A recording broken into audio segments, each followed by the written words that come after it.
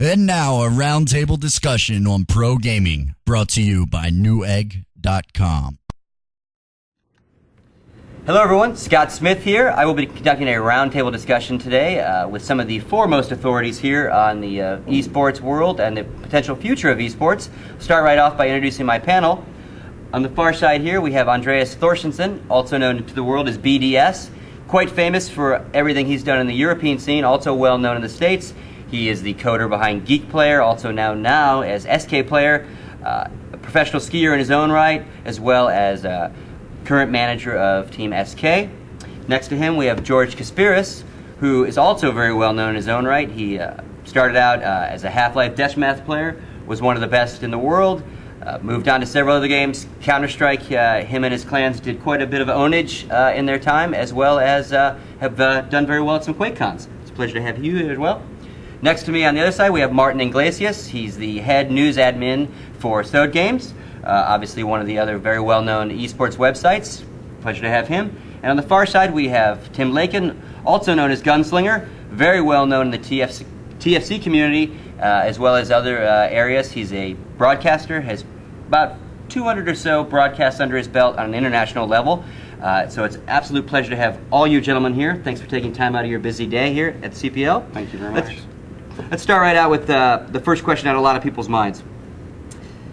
For teams to take their game to the next level, how important is some sort of corporate sponsorship? Can a team that is just a bunch of friends who play a lot per se but don't have any financial backing compete with the big boys that are getting flown to events, that are getting free computers, etc.? Let me start with you, BDS. Yes, I definitely think so. I mean, the sponsorship doesn't make you skilled, so to say. But, I mean, most of the big tournaments have qualifiers as well, which makes it able for you to get there. But of course, if you have good sponsors, I mean, it's possible for you to go to more lands. I mean, you get hardware. Of course, it's a benefit, but you don't have to be sponsored to be a pro team. I agree completely. Sponsorship helps big time.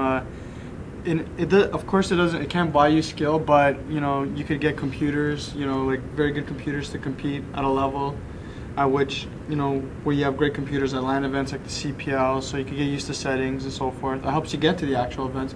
And I know from personal experiences, if it wasn't for sponsors, I wouldn't have even made a name for myself in Counter-Strike, because I found out a day before I was going to a CPL myself, and like sponsors, they do help big time, but the skill, you either have it or you don't. It's just a bonus. It's a perk. Yeah, definitely they do help.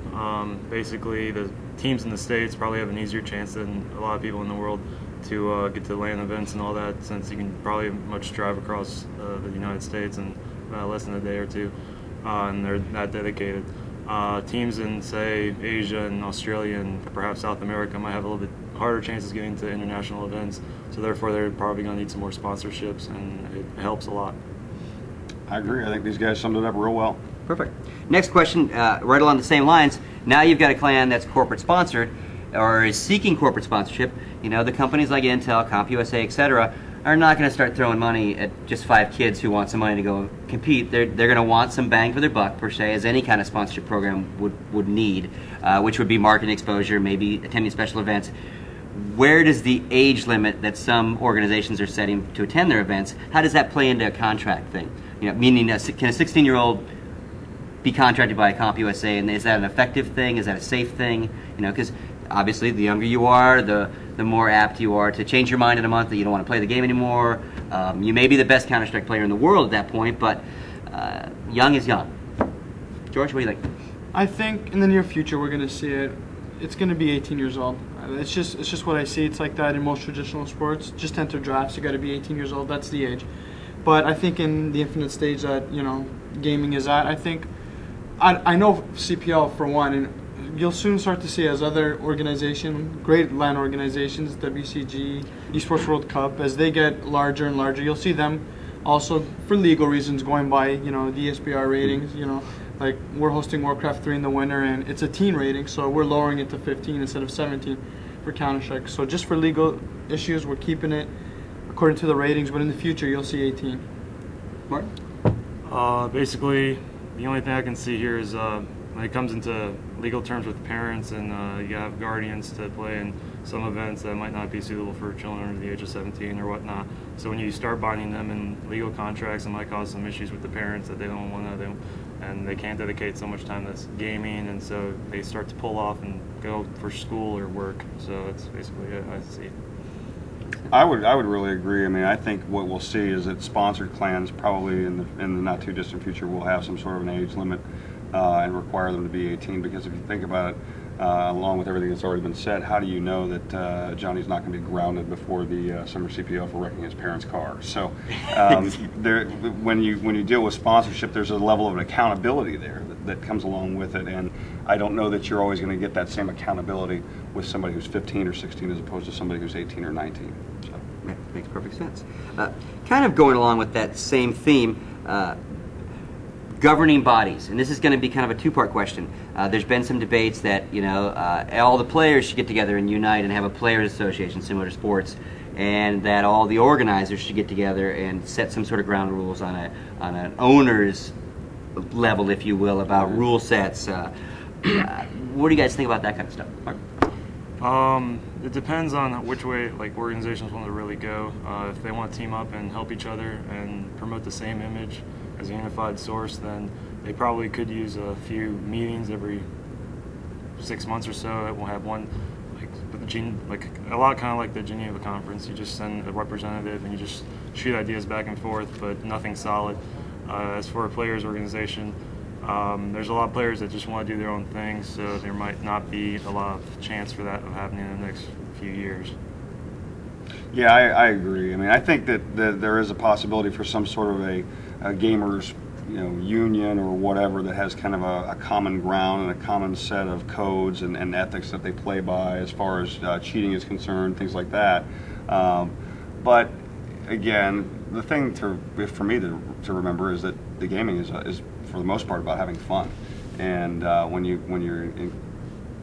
you incorporate that aspect into it, while having some sort of a governing body over players or over leagues or over tournaments like that, for people to be able to find a common ground, I think it's several years off, because right now it's just such a new and emerging field. It's really in its infancy, and because of that, the competition and the playing field really needs to kind of take shape out. So that makes perfect sense. BDS, that question to you as well, but I did forget to bring the other question back to you about players' ages and player contracts. So I know that you represent the European scene, so if you can also touch on that question and then finish that one up, that would be great. Yeah, sure. About player contracts, we have since 6 months created contracts for our players, and I think it's a vital step to make the esports scene more professional.